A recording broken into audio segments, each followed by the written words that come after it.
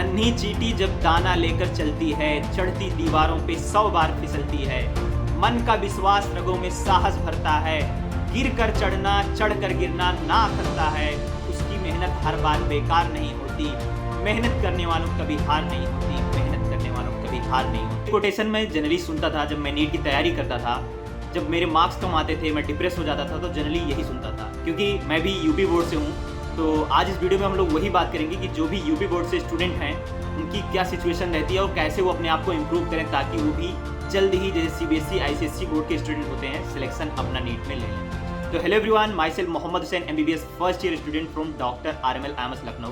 तो आज इस वीडियो में हिंदी मीडियम स्टूडेंट हैं उनके ऊपर हमारी ये वीडियो रहेगी कि कैसे अप्रोच करें, क्या चीज़ें। तो देखो, जनरली मैं बताऊं तो जो हिंदी मीडियम स्टूडेंट होते हैं वो दो प्रकार के होते हैं। पहला ऐसे होंगे जो कि जिन्हें कुछ भी इंग्लिश समझ में नहीं आ रही होगी, ठीक है, थोड़ा बहुत रीडिंग आ रहा होगा, थोड़ा बहुत समझ में आ रहा होगा। और कुछ ऐसे होते होंगे जो टीचर बताता होगा तो समझ जाते होंगे, उस समय उनको पूरा समझ में आ जाता होगा, लेकिन जब खुद से रीड करते होंगे ना तो बहुत दिक्कतें आती होंगी क्योंकि उन्हें सेंटेंस समझ में नहीं आता। और एनसीईआरटी अब समझिए छोटी किताब नहीं, वो बहुत बड़ी किताब के पॉइंट्स उसमें दिए गए हैं, बड़ी बड़ी सोर्सों से लिया गया है, तो वो ईजिली किसी को भी नहीं समझ में आती थी। हमें भी जब मैं पढ़ता था तो बहुत कम ही समझ में आती थी।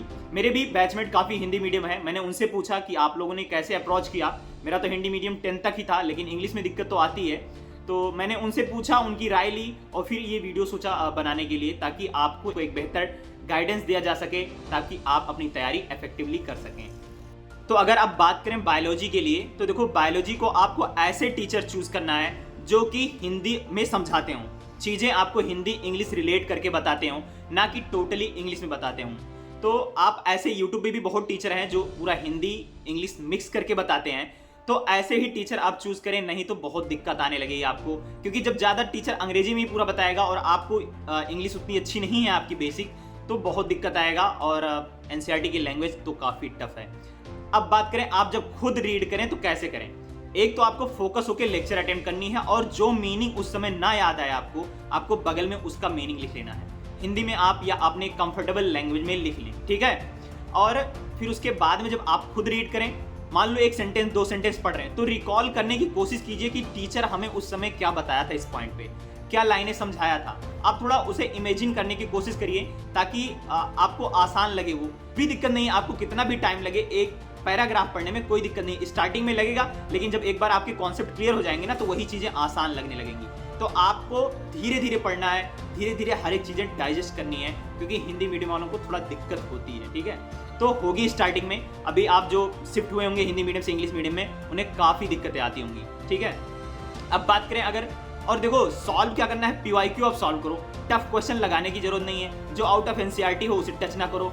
और क्वेश्चन भी जब अप्रोच करो ना, तो जब ना समझ में आए एक बार तो 3-4 बार रीड करो, ठीक है। अभी थोड़ा टाइम का मत देखो, आप थोड़ा टाइम लगेगा आपको, लेकिन आप 2-3 बार रीड करेंगे ना तो समझ में आने लगेगी कि क्या क्वेश्चन कह रहा, तो उससे आप अपने ऑप्शन तक पहुंच जाएंगे इजीली, ठीक है।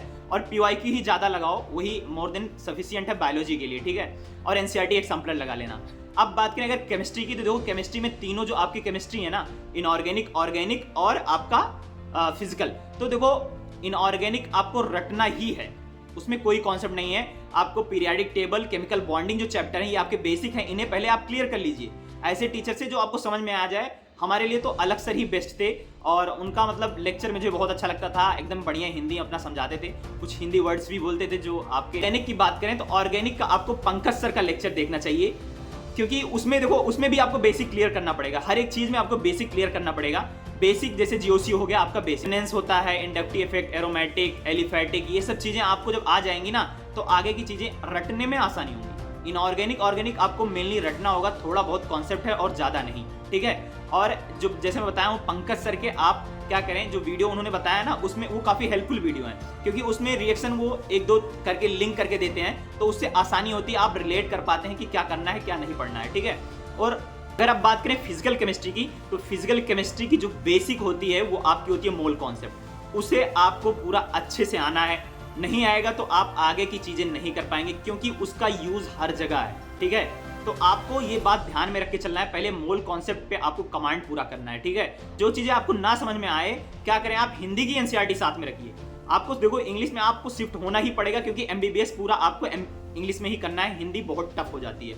तो आप हिंदी की एनसीईआरटी रखें, इंग्लिश की रखें, देखें क्या उसमें दिया है क्या इसमें दिया है, ठीक है। थोड़ा एनालाइज करके पढ़ें, समझ के पढ़ें, तो आसान हो जाएंगी चीजें। और जैसा मैं बताया हूं कि मीनिंग लिखते चलें, उससे क्या रहेगा, आपको कम टाइम में ज्यादा मीनिंग याद हो जाएंगे। जब भी आप किसी से डिस्कस करें तो इंग्लिश का टर्मिनोलॉजी यूज करें, जिससे आपको आसानी होगी, ठीक है। तो इतना करना है आपको इन तीनों केमिस्ट्री में। बाकी सॉल्व करने के लिए पीवाईक्यू लगाओ, मोर देन इनफ है। और ज्यादा अपने आप को कंपेयर ना करो किसी से, सीबीएसई वाले से या आईसीएसई वाले से मत कंपेयर करो। वो आपसे बहुत ज्यादा पढ़ चुका है पहले ही। आप यूपी बोर्ड से हैं, कोई सरकारी स्कूल से होगा, कोई और कहीं से होगा, किसी की उतनी अच्छी बैकग्राउंड नहीं होगी। तो यार आप दूसरे से कंपेयर करना बंद कर दो, बस अपने आप पे मेहनत करो, धीरे धीरे इंप्रूव होगा। मान लिया कि आपका अगर पहले अटेम्प्ट में नहीं हुआ तो दूसरे अटेम्प्ट में तो आप कर ही लोगे ना।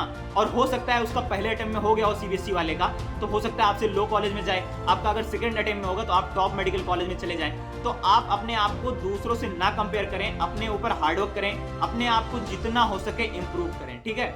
अब अगर बात करें फिजिक्स की, तो फिजिक्स तो बहुत तकलीफ देती है और मेरे को भी बहुत दिक्कत हुई थी। तो फिजिक्स भी ऐसे टीचर ही चूज करना जो हिंदी इंग्लिश करके पढ़ाते हों, ठीक है। वो मिक्स करके पढ़ाते हैं तो चीज़ें आसान लगने लगती है। तो आप ऐसे ही टीचर चूज करें। ऑनलाइन अगर कर रहे हैं तो ऑनलाइन भी यूट्यूब पे काफ़ी टीचर्स हैं, मोहित त्यागी सर हो गए, अलग सर हो गए, और काफ़ी टीचर्स हैं तो जो इंग्लिश हिंदी मिक्स करके पढ़ाते हैं, तो आप इन्हें चूज कर सकते हैं। बाकी आपको जो बेहतर समझ में आए, जहाँ से अगर आप ऑफलाइन कर रहे हो तो टीचर से, अगर आपको चीज़ें नहीं समझ में आ रही तो जाके टीचर से डिस्कस कीजिए कि सर मैं हिंदी मीडियम से हूँ, मैं क्या करूँ क्या ना करूँ। ये सब चीज़ें आपको टीचर से बतानी पड़ेगी, वो और अच्छा सोल्यूशन देंगे आपको, ठीक है। तो आपको अपने ये सब बातें ध्यान में रख के चलनी होगी। और छोटे छोटे क्वेश्चन लगाओ, आप प्रीवियस ईयर क्वेश्चन लगाओ, और जो भी टफ लगे छोड़ दो ना। आए समझ में टीचर से जाके पूछो या किसी अच्छे स्टूडेंट से डाउट डिस्कशन कर लो, ठीक है। फिजिक्स में बहुत छोटे छोटे क्वेश्चन लगाने पड़ेंगे, बड़े क्वेश्चन के पीछे ना भागना। बहुत से बच्चे होंगे कि बड़े बड़े क्वेश्चन लगाते होंगे, इन सब बातों का ध्यान में रख के चलना, ठीक है। और इंग्लिश जो इंप्रूव होगी ना, वो बहुत धीरे धीरे होगी, और 3-4 महीने में तुम देखोगे सब कवर हो जाएगा। फिर तुम्हें जो द्विबीजी पात्री, एक बीजी पात्री होती है ना, वो नहीं अच्छा लगेगा, आपको डाइकॉट मोनोकॉट अच्छा लगने लगेगा, ठीक है। तो इन सब चीज़ों का ध्यान रखो। और एमबीबीएस में तो आपको इंग्लिश मीडियम ही पढ़ना है। थोड़ा तकलीफें होती हैं स्टार्टिंग में, ऐसा मन करता है, तो बहुत से बच्चों का ऐसा मन करेगा कि सब छोड़ छाड़ दें, अब तो कुछ नहीं करेंगे, कुछ और डिग्री कर लेते हैं, नीट हटा ही दो। तो देखो सबके साथ होता है। बहुत से बच्चे हमारे साथ तैयारी करने आए थे, वो छोड़ के चले गए थे इसलिए क्योंकि वो हिंदी मीडियम से थे और उन्हें चीज़ें उतने अच्छे से समझ में नहीं आती थी। लेकिन जो मेहनत से लगा रहेगा, चीज़ें तो इंप्रूव होगी ना। इंसान है, हम सब कुछ कर सकते हैं, ऐसा तो है नहीं कि हम नहीं कर सकते। बस ज़रूरत होती है मेहनत की और एक डायरेक्शन और एक डेडिकेशन की प्रॉपर, ठीक है। और अगर आपको कोई भी डाउट दिक्कत आ रही है, आप हिंदी मीडियम या इंग्लिश मीडियम किसी भी मीडियम से हो या किसी भी सब्जेक्ट में आपकी दिक्कत आ रही, तो आप मुझे कमेंट में पूछ सकते हैं। और अगर आपको पर्सनल गाइडेंस चाहिए तो आप मुझे इंस्टाग्राम पे पूछ सकते हैं। मेरी आईडी ये रही mdhusain123। तो मैं वहाँ बहुत से स्टूडेंट को गाइड कर रहा हूँ। तो मतलब प्रॉपरली जब आप मैसेज करेंगे तभी मैं तुरंत नहीं रिप्लाई कर दूंगा, लेकिन हाँ रिप्लाई जितना मैं पॉसिबल हो सकता है मैं रिप्लाई करता हूँ ज़्यादातर स्टूडेंट को। बहुत सारे स्टूडेंट अटैच है मुझसे इंस्टाग्राम पे, आप भी अगर चाहें तो अटैच हो सकते हैं।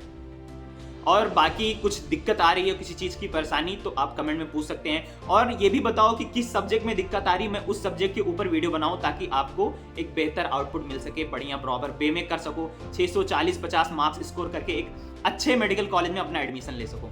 तो ठीक है, इतनी सी बातें थी। और अपने आप को पॉजिटिव रखो यार, धीरे धीरे सब हो जाएगा। मेरा एक दोस्त था, हिंदी मीडियम से था, उसके पहले अटेम्प्ट में 68 नंबर थे। मेरी वीडियो पड़ी है चैनल पे, आप देख सकते हैं। उसने मेहनत करके, अपने मेहनत से और अपने पैशन से, डेडिकेशन से 645 मार्क्स तक थर्ड अटेम्प्ट में लाया। तो आप भी ला सकते हो, कोई दिक्कत नहीं है। बस 1-2 साल का अंतर होता है और कोई अंतर नहीं होता है, ठीक है। कोई भी दिक्कत आ रही है जिंदगी में, अडॉप्ट करो। हर एक चीज़ मैच्योरेशन के लिए होती है, आपको जरूर आगे ले जाती है। All the very best.